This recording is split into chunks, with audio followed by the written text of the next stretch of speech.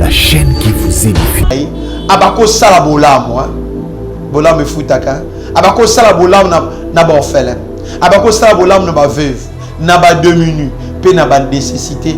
Bolamu o abako sala epesa bo konji bolai a sala 40 ans na pouvoir. Mesdames et messieurs, olingi nzamba peso libala ezanga bombanda, olingi nzamba peso stabilité, olingi nzamba bundo bitumba maladi, bitumba molimo. Yaya, kisi nango eza ko sala bolamu. Ezekias abako sala bolamu. Abako sunga ba faible, abako zo mbonge bele, azoleisa ba veuve, azoleisa ba orphelin, pe ba demi-nu, ndenzamba pesa e o abako lule pa ba tumosusu. Un jour, Ezekias abelaki, oyebeza na 4 choses o ebanka mututi na mukili awa. Ya liboso mbula, ya mibale moi, ya misatu malade, ya mine ikufa. Biloko mine e visitaka mutu nyonso. Mokonzi abela malade ya makasi. Bibelo malade abelaki e komo memi na kufa. Lokola bako sala bolamu, abako sunga bato. Nzamba tindele prophète Esaïe. Partia monene na pesaka na ba veuve, na pesaka na ba orphelin, na pesaka na ba demi-nu, na pesaka na ba nécessité. Bolamu ebikisaka mutu na liwa. Bolamu ekangolaka mutu na malade. Na nzela bolamu na Bible Élisée a qui place à Élie. Josué a qui relais à Moïse. Nanzela bolamu Rahab la prostituée à côté de lignage à bakoko na Yesu. Nanzela bolamu Abraham a Isaac. Nanzela kosala bolamu Tabita c'est quoi Yahweh kaniselaka azo rappeler nzam. Bibelobi 3e jour nzamba zongi sa prophète Isaïe habillé de Ézéchias à cause de bolamu. Abakosa na ba veuve na ba orphelin pe na ba demi-nu na baki lié 15 ans de. Alikolala à même le pavement, à même les sols s'il faut permettre les comme mikolo na malili langa bazo vivre ndenge nini passe papa wana na lobby passe parce que ndenge bokoti na centre bokoti ka ya maladi combien bokoti bana bazo belle plus de 6 tokuti o ya kokami na se ya kiti tolongoli kiti ya diva wana po espace ezate balalaka oya uti kokota awa tozalaki na posa azala pe awa me akokite ye wana kei kokamba malibanda ezali kozanga esika ya kolala bana bazolala na pavement na elanga oyo malili trop yango na leli siko nini ekomeli mwana oyo vraiment c'est vraiment un vieux cas et un cas qui persiste encore. Nenga zaliwana soki papa ko poussa caméra na yo pembeni Venus tombola elongi ozomona bazolanda biso bamoni lolenge mwana wana zo souffrir juste pour se fixer la lumière. C'est très une longue histoire, mais actuellement kao tozana ngo concernant ezaka likambo itikala ya misu na ye ezali komona ti d'alors toskotaki ba examen ebele pour nakana ye ba mi ebele ba rassurer puisque vu son âge akobika na ye mais likambo nde ya makoki ezate.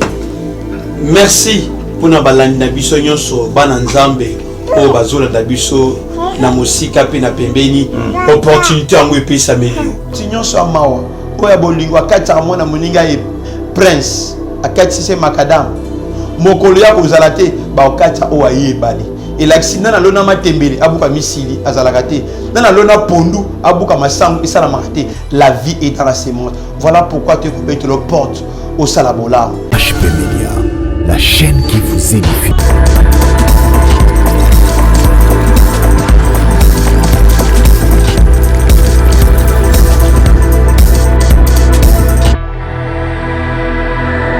Gloire au Seigneur, Balandi à émission Panneau des adorateurs où il a présenté par Moussali Nzambe, Milton Kassanga Maclieur. Il y a Église, la mission du Saint-Esprit, source de vie. Lelo Naeko Lobela sur Nguya Yabulam. Avant to banda Koyoka Liloba Nzambe, témoignage à Molimo. Toko bonde ya liboso. Adonai Père merci. Kombono ezaka bolingo. Na bondeli pona bandeko nyonso bazolanda émission oyo. pesa bango qualité ya bolingo po basala bolamu. Yolobi na biso soki tozangi kosala bolamu tokomona yo te. Merci pour na bolingo pe pour na misala na kombo na Yesu Masia. Amen. Alors, merci bien. Les autres ont parlé sur Nguya ya bolamu. Bolamu et futaka. Na Bible, na mokande ya 2 Rois chapitre 20, koba na premier verset jusqu'à verset 10, bazo relater biso histoire ya bolamu ya roi moko mona Ézéchias. Ézéchias azalaki roi ya mboko to bengi Juda, arignaki pe na Jérusalem. Na âge à 25 ans, Ézéchias a comme roi. Ah, monique élévation où t'as pas Nzamba. Nzamba cause moi c'est longi mabe à balisi pas confondre ba c'est le kitoko. Nzamba cause moto atanga ta pêche mbong ebele bato batanga bazo sana simanae. Élévation où t'as pas Nzamba. Élévation hier na ba soucité, hein? Souci eza mabe parce que za arme au diable itisaka pour kangaba Nzamba. Ézéchias na 25 ans comme roi. Nzamba pesa ke maïli. Na mboka na Juda bato ba rolia malam, bato bazo bika malam. Moi na 25 ans d'azo diriger. Ézéchias a honoré 4 personnages. Obina mokile to vandi, ils en a 4 personnages. Nzamba lela bango fort ko leka batunyons. Soko pamboli bango, nzamba pamboli yo. Soko bundisi bango, nzamba bundisi yo. Na tangelo bakombo. Ya liboso, serviteur servant de Dieu au bankanzam. Yami balé, eza maman veuve. Yami satu, eza orphelin. Yami né, eza étranger. Ézéchias na tangunaï, abako sala bolamu, hein. Bolamu futaka. Abako sala bolamu na ba orphelin. Abako sala bolamu na ba veuve, na ba demi-nu, pe na ba nécessité. Bolamu o abako sala epesa bo konji molai a sala 40 ans na pouvoir. Mesdames et messieurs, olingi nzamba peso libala ezanga bombanda. Olingi nzamba peso stabilité. Olingi nzamba bundo bitumba maladi, bitumba molimo. Yaya, kisi nango eza ko sala bolamu. Ézéchias abako sala bolamu. Abako sunga ba faible, abako zombonge bele, azo leisa ba veuve, azo leisa ba orphelin, pe ba demi-nu, ndenzamba pesa e o abako lule pa bato mosusu. Un jour, Ézéchias abelaki, oyebeza na 4 choses o ebanka mututi na mukili awa. Ya liboso mbula, ya mibale moi, ya misatu malade, ya mine ikufa. Biloko mine e visitaka mutu nyonso. Mokonzi abela malade ya makasi. Bible malade abelaki e komo meme na kufa. Lokola bako sala bolamu, abako sunga bato, nzamba tindele prophète Esaïe. Abiko le yebise Ézéchias, apesa ordre na ndaku na ye, asala testament, parce que malade azobela ekobomai. Totanyong, 2 Rois chapitre 20, verset 1er. En ce temps-là, Ézéchias fit malade à la mort. Le prophète Esaïe, fils d'Amon, vint auprès de lui et lui dit, ainsi parle l'Éternel, donne tes ordres à ta maison, car tu vas mourir et tu ne vivras plus. Ézéchias tourna son visage contre le mur et fit cette prière à l'Éternel. Tant va passer message, Bible bien. Ézéchias a longo la costume à l'attaquer, a joué qui sac à l'ati parce que dans Israël, pour que nous connaissions na profondeur, bateau à la tabasak.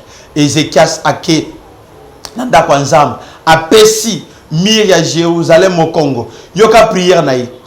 Abi Yahweh kanise langa. Na bolamo na salaka. Mbongo pesaka nga na sungaka na longaka partia monene na pesaka na ba veuve na pesaka na ba orphelin na pesaka na ba demi-nu na pesaka na ba nécessité. Bolamu ebikisaka mutu na liwa. Bolamu ekangolaka mutu na malade. Na nzela bolamu na Bible Élisée a qui place à Élie. Josué a qui relais à Moïse. Nanzela bolamu Rahab la prostituée à côté na lignage abakoko na Yesu. Nanzela bolamu Abraham azwa Isaac. Nanzela kosala bolamu Tabita c'est quoi Yahweh kaniselanga azo rappeler nzamba. Bibelobi 3e jour nzamba zongi sa prophète Isaïe abiyebisa Ézéchias à cause ya bolamu Abakosa na ba veuve na ba orphelin pe na ba demi-nu na baki lié 15 ans de plus. Waouh. Amen. C'est pourquoi Galates 6 verset 9 et lobby, ne nous lassons pas à faire le bien, car nous le moissonnerons au temps convenable si nous ne relâchons pas. Yaya, Vous avez un problème de tungisawo. Vous avez une maladie minga balobi est incurable. Vous avez une situation moko eza tenace, ezo changer te. O bondeli pona yo. Ozo bika mo pepa bola mo nzambe te ya. Secret eza ko sala bola na ba faible. Nde na zolo belo awa. Na za moko ya ba kambi ya bana bitike. Toza na bano plus de 60. Toza na ba veuve, toza na ba fille mère. Ya. Tata le bino na yebisa yo o sala bolam na bon image o komona image ya bana oyo tant toza na centre o komona image ya bana oyo ya bolam efutaka bolam na mona mama moko azaki maladi makasi bonganga ya mondela lobi akokufa atindela biso bolam na ye to bondela nzambe na bana bitike babenga nzambe le père des orphelins babenga le mari de veuve tobela nza malade limwa na nzoto ya on a problème ozo forcer ezo simbate sala bolam secret kozwa eza prière te ina kamusa okobonda tongo tipokwa okotonisa manangu ya molimo centre okotonisa makaba molimo mais soko lingi tata akanisela Ezekiel sabonda kile misala na malobaka apamba te ebele basana ko ndima o ezangi misala ezaka Seigneur bénis-moi, Seigneur protège-moi, Seigneur garde-moi, garde mes enfants. Est-ce que ça la misala bolingo? Voilà pourquoi tata tininga na yebisa yo sala misala bolingo na bana oyo bana ba faible oyo bana oyo maman au cholamba ta social il y a plus de 68 enfants par jour. Aïe aïe aïe, tous en a bana mikolonions babelaka, hein. Tous en a bana tutine na classe, batangaka, tous en limité. T'es coupé la porte. Tata tinibisto bête la porte. Bible lobby, celui qui ferme son oreille au cri du pauvre, lui-même criera, n'aura pas de réponse. Proverbe 21, verset 13. Bible lobby, celui sous na mokade à Proverbe 19, verset 17. Celui qui a pitié aux pauvres, prête à l'éternel. Ce n'est pas vino 15 ans passés. Nous sommes sauvés pour sauver les autres. Mobotignon soit mawa. Oya bolingo akati amona moninga e prince. Akati se makadam. Mokoloya kozalate ba okati oya yebali. Et l'accident na lona matembele abuka misili azalakate. Na lona pondu abuka masangu isala makate. La vie est dans la sémence. Voilà pourquoi tu peux te le porte au salabolam. Na pe ce numéro numéro 00243 85 88 18 053 85 88 18 053 comme on a bakokomango wana izandeko Milton Kasanga Nzambe apambola bandeko nyonso bozotala ba image bozomona tata tozana bana o na kati ya centre tikete bolambu ya batpe ya Nzambe et accompagner bino kaka ndengo tini tikete tata atindiro pe akabelo témoignage na kombo na Yesu Masia. Amen. HP Media, la chaîne qui vous édifie.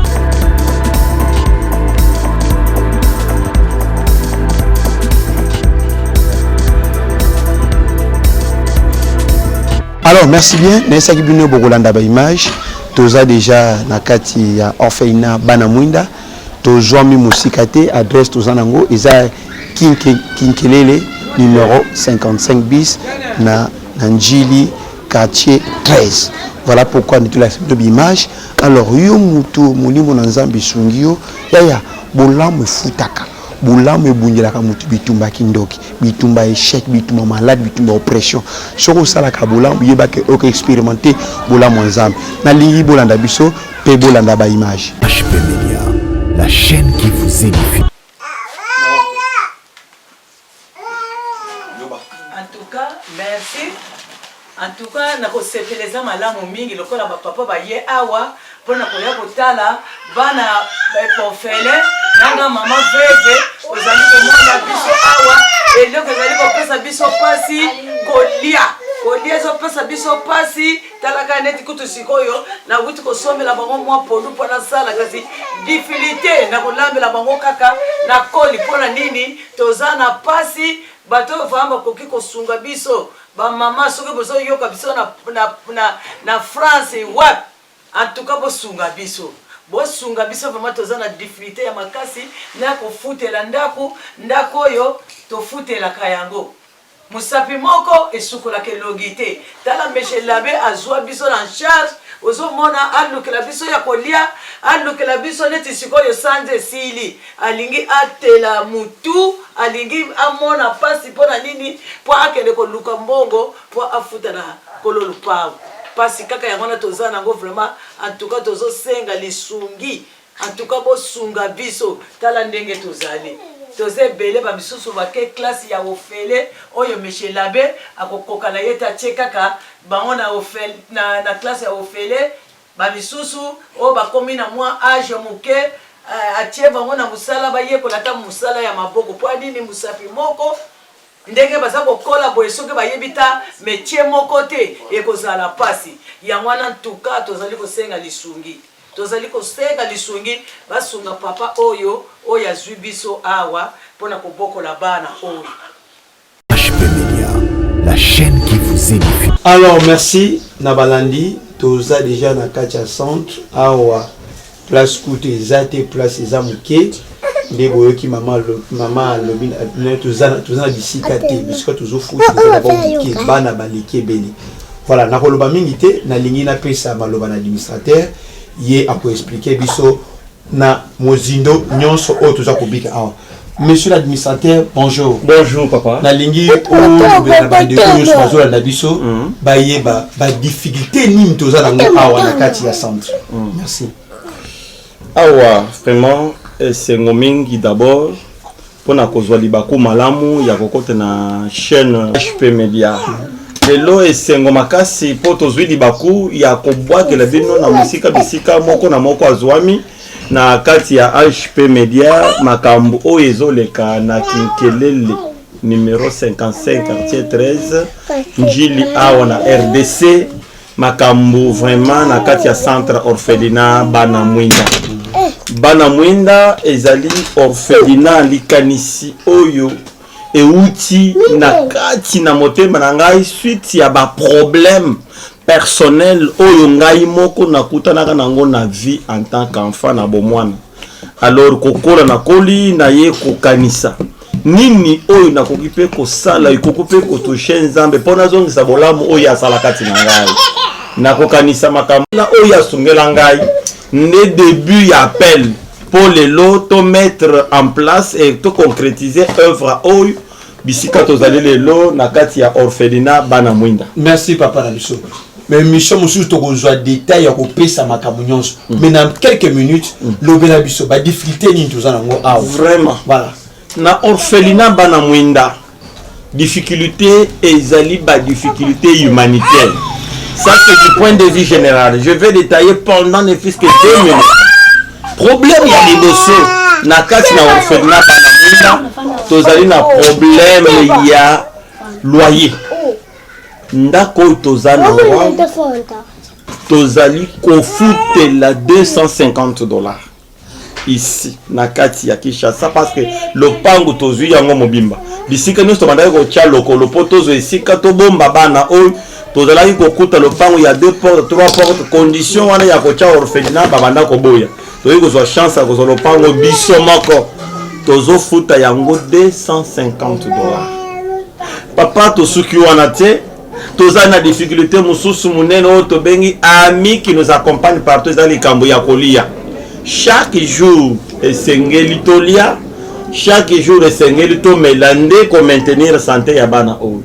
Yango moni na ibandeli ya vidéo beaucoup ti mama veuve malgré son âge azo mi beta pe gauche droite na muke tozali na yango beaucoup ti azo dongola pondu pote déjà pondu wana ezali kopesa bango courage que journée à l'élo ya kolia ezali mais pour pondu wana monana nous sommes débattus de gauche à droite nde likambo mususu munene ezali awa likambo ya kolia bongo bisika kolalela est-ce que za malamu ou bien bisika kolalela pe pasi bisika ya kolalela orni pavement eloko oyo bana bakotia na côte lokola mousse ezate bana bazali kolala à même le pavement à même les sols s'il faut permettre les ko mikolo na malili langa bazo vivre ndenge nini pasi papa wana na lobi pasi parce que ndenge bokoti na centre bokoti ka ya maladi combien bokoti bana bazo belle plus de 6 Merci. Tokuti oyo akokami na se ya kiti tolongoli kiti ya diva wana po espace ezate balalaka oyo auti kokota awa tozalaki na posa azala pe awa me akoki te ye wana akei kokamba malibanda ezali kozanga esika ya kolala bana bazolala na pavement na elanga oyo malili tro yango naleli siko nini ekomeli mwana oyo vraiment c'est vraiment un vieux cas et un cas qui persiste encore ndenge azali wana soki papa akoki kopusa kamera na yo pembeni Venus tombola elongi ozomona bayi bazolanda biso bamoni lolenge mwana wana azo souffrir juste pour fixer la lumière. C'est très une longue histoire, mais actuellement kao tozana ngo concernant ezaka likambo etikala ya misu na ye ezali komona te d'alors toskotaki ba examen ebele po nakana ye ba mi ebele ba rassurer biso que vu son âge akobika na ye mais likambo nde ya makoki ezate. Merci pour na balanda biso nyonso bana nzambe o bazola da biso na musika pe na pembeni opportunité yango epesa melio ya kolona po buka. La vie est dans la sémence. Ce que l'on y pondu, on buka jamais matembeli. Misala bolingango. Ko sambe la soleza alléluia amen. Église, religion et magamutna lola te. Et loko magamutna lola eza misala bolingango. Papa Lido Basuka administrateur, yebisa biso pona bateau sur la biso nzamba sala bango nini. Oh, wana nde liloba ya samotema. Pona bainyon so batali ko landa biso. Na Congo, Afrique mobimba, na Asia, Europe, Amerika, kuna bisika oyo zwami olandi maloba oyo yanga isueseke nzambe oyo babengaka nzambe ya bomoy asimba misala na bino sima ya komona bolamu na kasi na misala na bino bobosa na œuvre oyo te. Amen. Bokanisa kabiso bokanisa pe bana bitike parce que Jacques chapitre 1er verset 27 elobi la religion pure et sans tache devant Dieu notre Père, c'est la religion qui consiste à visiter les orphelins et les veuves et se préserver de toute souillure du monde. Amen. Amen. Merci. Wanezaki Lobasuka, papa Pesibisto Jacques chapitre 1 verset 27 et lobi que kosambela ya solo o ezangi mbindo pe bosoto liboso ya nzambe tata eza kosala bulamu na bana o na banu penepe na ba verbe tozana bango ebela nzambe na lola pambola bino tozeli participation na bino na numéro auto repesa na kombo na Yesu Masia trobi amen. Amen. HP Media, la chaîne qui vous édifie.